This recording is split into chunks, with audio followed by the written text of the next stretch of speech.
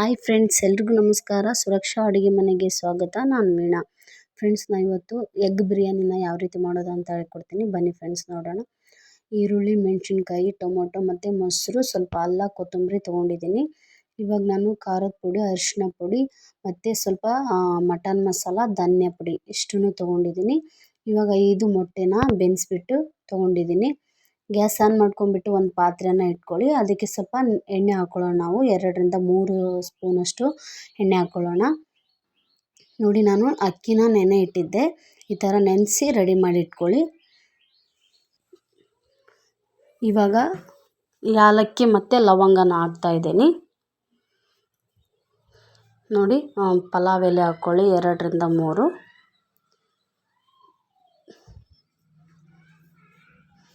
ನೋಡಿ, ಹಸಿ ಕರಿಬೇವನ್ನ ನಾನು ಉಪಯೋಗಿಸ್ತಾ ಇದ್ದೀನಿ. ನಿಮ್ಮಲ್ಲಿ ಯಾವುದಿದೆಯೋ ಅದನ್ನು ನೀವು ತಗೊಳ್ಳಿ. ನೋಡಿ, ಎಣ್ಣೆ ತುಂಬ ಚೆನ್ನಾಗಿ ಕಾದಿದೆ ಅಲ್ವಾ, ಅದಕ್ಕೆ ಕೆಂಪಗಾಗಿದೆ.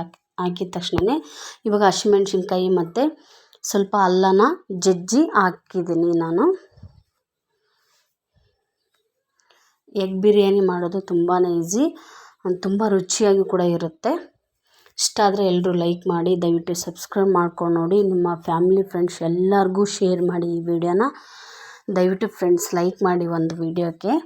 ಇವಾಗ ಈರುಳ್ಳಿ ಮತ್ತು ಟೊಮೊಟೊನ ಹಾಕಿ ಮತ್ತು ಚೆನ್ನಾಗಿ ಮಿಕ್ಸ್ ಮಾಡ್ಕೊತೀನಿ. ಎಣ್ಣೆಲೆಲ್ಲ ಫ್ರೈ ಮಾಡ್ಕೊತೀನಿ.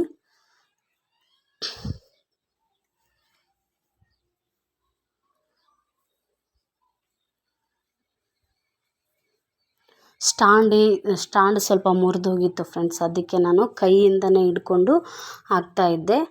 ಅದಕ್ಕೆ ಕೈ ಆ ಕಡೆ ಈ ಕಡೆ ಎಲ್ಲ ಹೋಗ್ತಾ ಇತ್ತು. ನೋಡಿ, ಸ್ವಲ್ಪ ಪ್ಲೇಟ್ ಮುಚ್ಚಿಬಿಡೋಣ. ಸ್ವಲ್ಪ ಅದು ಎಲ್ಲ ಕೆಂಪಗಾಗಲಿ ಅದು.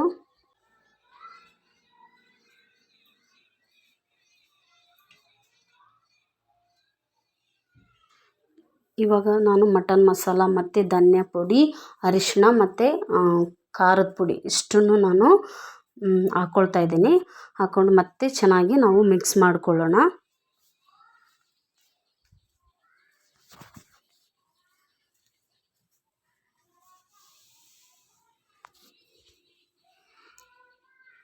ನೋಡಿ, ಇದಕ್ಕೆ ನಾನು ಮೊಸರು ತೊಗೊಂಡಿದ್ದೆ, ಸ್ವಲ್ಪ ತೊಗೊಂಡಿದ್ದೆ.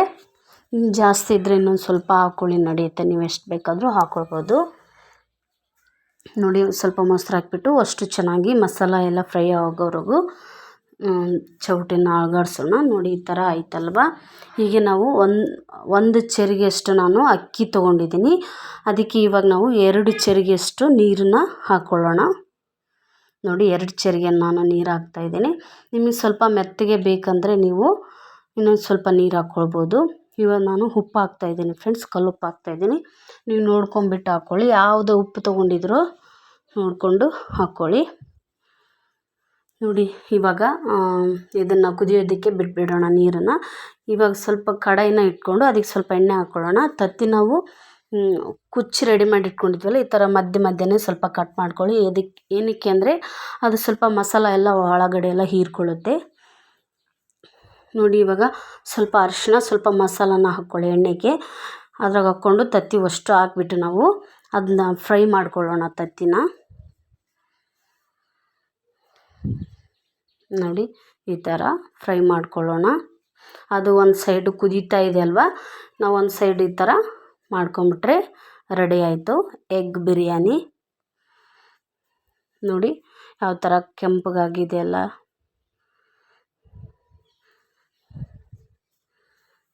ನೋಡಿ, ಇವಾಗ ನೀರು ಕುದೀತಾ ಇದೆ ಅಲ್ವಾ.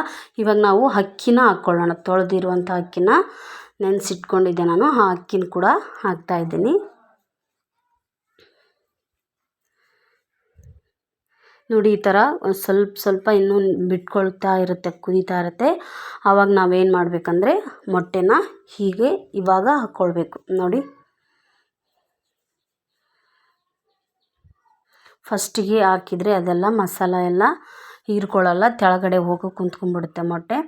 ಅದಕ್ಕೆ ಈ ಥರ ಒಂದು ಸ್ವಲ್ಪ ಕುದೀತಾ ಇರಬೇಕಾದ್ರೇ ಹಾಕ್ಕೊಳ್ಳಿ. ನೀವು ಹೆಂಗಾಯಿತು ಅಂತ ಕಮೆಂಟ್ ಮಾಡಿ ಹೇಳಿ. ನೀವು ಕೂಡ ಟ್ರೈ ಮಾಡಿ ನೋಡಿ. ಈ ಥರ ಹೊಗೆ ಏನು ಹೋಗದೆ ಈ ಥರ ಸ್ವಲ್ಪ ಭಾರವಾಗಿರೋಂಥದ್ದನ್ನು ಏನಾದರೂ ಮೇಲೆ ಇನ್ನಾರು ಇಟ್ಬೇಡಿ. ನಾನು ಗಡಿಗೆ ಇತ್ತು, ಗಡಿಗೆನೇ ಇಟ್ಟಿದ್ದೀನಿ ನಾನು. ನೋಡಿದ್ರಲ್ವ, ವಾವ್ ಎಷ್ಟು ಚೆನ್ನಾಗಾಗಿದೆ ಎಗ್ ಬಿರಿಯಾನಿ ಅಂತ. ನೋಡಿ ಅಗ್ಳಾಗಿ ಎಷ್ಟು ಚೆನ್ನಾಗಾಗಿದೆ ಅಂತ. ಒಂದು ಸೈಡ್ ಎಣ್ಣೆ ಬಿಟ್ಕೊಂಡಿಲ್ಲ, ಎಲ್ಲ ಕಡೆನೂ ತರಕಾರಿ ಮತ್ತು ಎಲ್ಲ ಕಡೆನೂ ಮೊಟ್ಟೆ ಎಲ್ಲ ಕಡೆನೂ ಹರಡಿದೆ. ನೋಡಿದ್ರಲ್ಲ ಫ್ರೆಂಡ್ಸ್, ಎಷ್ಟು ಈಸಿಯಾಗಿ ಮಾಡ್ಕೊಳ್ಬೋದು ಅಂತ. ಈ ವಿಡಿಯೋ ಇಷ್ಟ ಆದರೆ ಒಂದು ಲೈಕ್ ಮಾಡಿ, ದಯವಿಟ್ಟು ಸಬ್ಸ್ಕ್ರೈಬ್ ಮಾಡ್ಕೊಂಡು ನೋಡಿ. Thank you. ಮುಂದಿನ ವಿಡಿಯೋ ಒಂದಿಗೆ ಭೇಟಿಯಾಗೋಣ. Thank you.